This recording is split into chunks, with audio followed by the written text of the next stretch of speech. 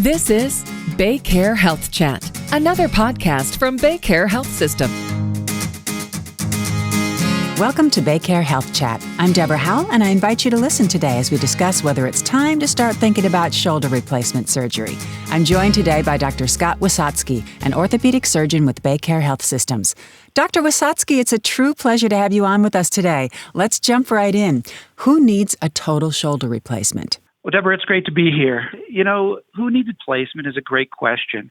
I have a lot of patients that come into my office and say, hey, am I ready for a total shoulder replacement? There's really two main reasons why people need a shoulder replacement. One is if they've got really painful shoulder secondary to arthritis.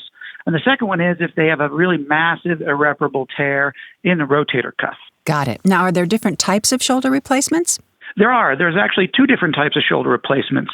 So whether a patient needs each type really depends on what their symptomatology is and what the underlying problem is. So your shoulder is made up of a ball, and the socket part is very shallow. So there's an anatomic replacement, which replaces the ball with a ball and the socket with a socket. And then there's what's called a reverse total shoulder replacement, which basically reverses or flip-flops the ball and socket joint. And you have a socket where the ball is and a ball where the socket is. Now, in an anatomic replacement, it's most beneficial if patients have an intact rotator cuff. So what holds the shoulder in place in a normal shoulder is the rotator cuff and capsule. So if you have bad arthritis, but a very good and intact rotator cuff, then an anatomic replacement is the right operation for you. In terms of a reverse replacement, patients benefit most from those if they've got a very bad rotator cuff with arthritis or an irreparable rotator cuff with a very non-functioning shoulder.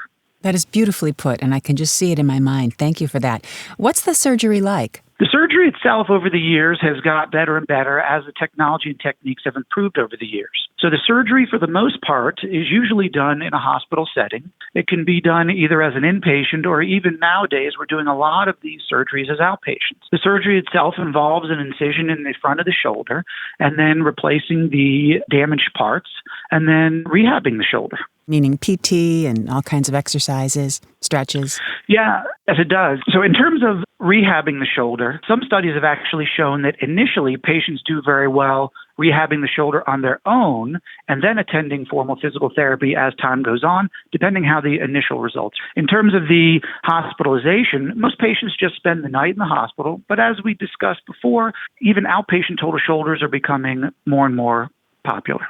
Sure. And I know we touched on this. The recovery, a little bit more about that, please. Sure. In terms of the recovery, on average, patients maintain their shoulder in a sling for approximately the first 4 weeks, mainly just to protect the shoulder itself. Now, we have patients actually doing a lot of their normal activities of daily living very early on. Right away, the patients will get an instructed home exercise program to start using their hands, elbow, fingers, and even gentle exercises with their shoulders coming out of the sling. The sling initially protects the shoulder from the shoulder actually dislocating itself. After about 4 weeks, the patients can wean out of the sling and then start a more vigorous and aggressive therapy regimen to try to regain as much mobility and strength as possible. Sure. So probably not driving for a month or so. On average, I'd say that, but you'll be surprised. I have a lot of patients that are very comfortable driving with one hand a little bit limited after about 2 to 3 weeks or so. Let's talk a little bit about results and expectations. What are some typical results and what are the common expectations? So in both operations, whether it be an anatomic shoulder replacement or a reverse shoulder replacement, the main goal that patients want is pain relief. And both of these operations provide excellent pain relief. In terms of activity and function, if people have a very good rotator cuff, an anatomic replacement does excellent for return to sports, golf, tennis, swimming, those type of activities.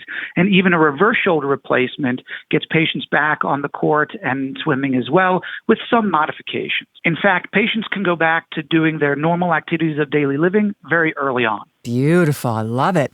Will I need another operation after my shoulder replacement, though? It's actually very rare or uncommon that patients need to have revision surgery. Now, there are obviously some unforeseen circumstances, such as hardware failure or infection that may necessitate a second operation, but both operations, whether it be an anatomic replacement or a reverse total shoulder replacement, have a very low revision rate over time.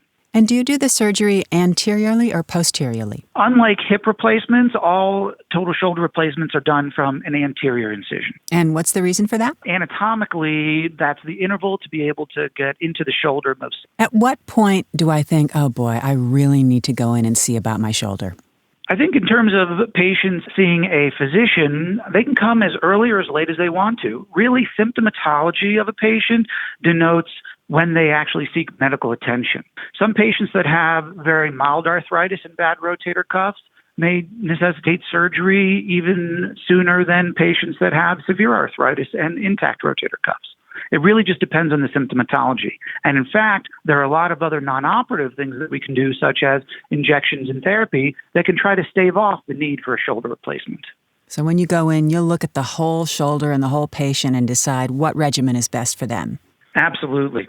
Young active patients may want to wait on shoulder replacement, but if they're really having a hard time doing the things that they love to do, they really may benefit from it earlier than, let's say, somebody that is not as active. And final question, should we be worried about scar tissue from the surgery? Scar tissue is a factor after any surgery, but doing a home therapy regimen or a physical therapy regimen helps to limit the scar tissue that forms in a shoulder itself. So actually, early range of motion has been shown to improve mobility in these surgeries. Right. Well, Dr. Wisotzky, this has been really enlightening. Thank you so much for all the good information. It's my pleasure, Deborah. It's nice talking to you. And head on over to our website at baycare.org for more information and to get connected with one of our providers. And that wraps up this episode of BayCare Health Chat.